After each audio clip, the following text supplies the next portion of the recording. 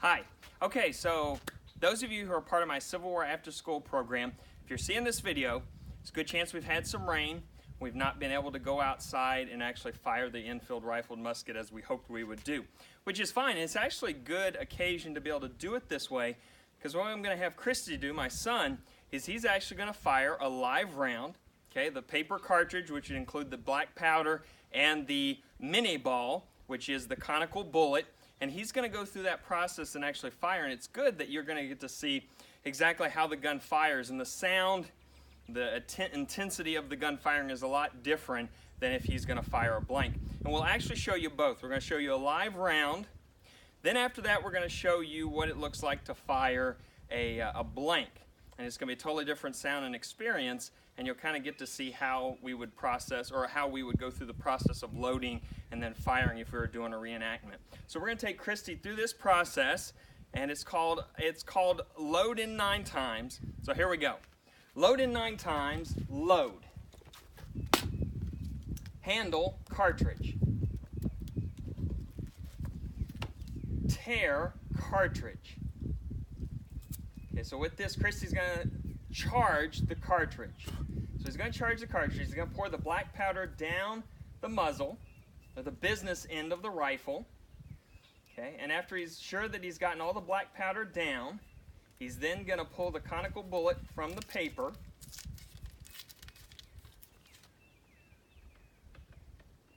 Place that in. Ram, cartridge. Now, over the course of battle, it would become harder and harder to ram the conical bullet down. It looks like this time Christy's had an easy go of it to get that. Return, rammer. Sometimes it would take a long time for him to ram the cartridge down, because after so many shots, the black powder actually begins to foul up the weapon, and he would not be able to ram it down as easily. Maybe struggle more, make it harder to fire that weapon. And that could be a problem with a lot of primitive weapons of that era. So now Christy's going to prime.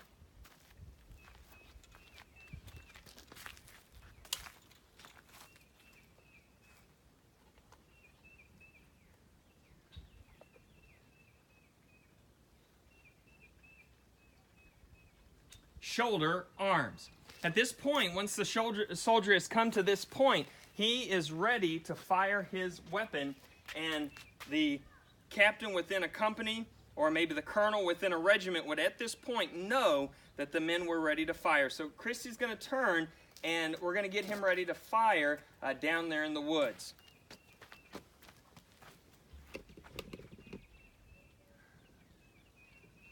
Ready. Aim. Fire. Shoulder, arms. Now, Christy, if you'll turn and face the camera again.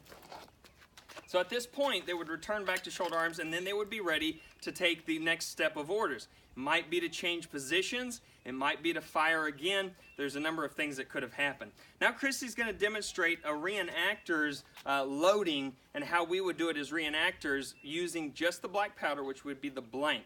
So Christy, load in 9 times, load. So the process is the same, except a couple of key things that he's not going to do. He's going to tear the cartridge exactly the same way. For safety reasons, he's not going to pull the rammer and ram the cartridge. Not only is there no reason to do so, but even in a reenactment, things can get kind of exciting or tense. Someone might ram it, leave their rammer in, and accidentally fire it at the other reenactors, which is something that actually did happen in the Civil War itself, as soldiers would often get excited, ram, forget to return the rammer, and actually fire their rammer at the enemy. Okay, so prime. The process to prime is the same.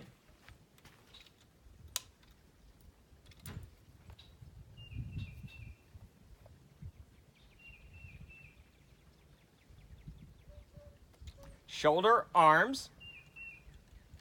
Now, one thing Christy is going to do when he fires, when he turns, and go ahead, Christy, if you want to go ahead and turn and be ready. Okay?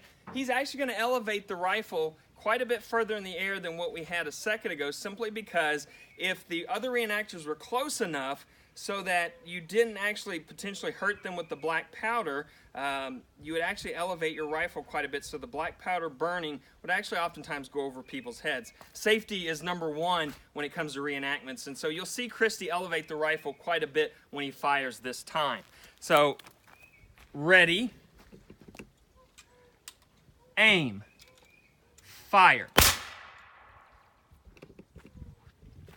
Now you noticed shoulder arms. So you noticed at that time how he elevated it, and obviously the response, the report from the musket that time, a lot different sound without that mini ball in there. Okay, so I'm hoping I don't have to show you this and you'll be able to see it live, but if not, I hope you've enjoyed this and you all have appreciated what you've learned for this program this week.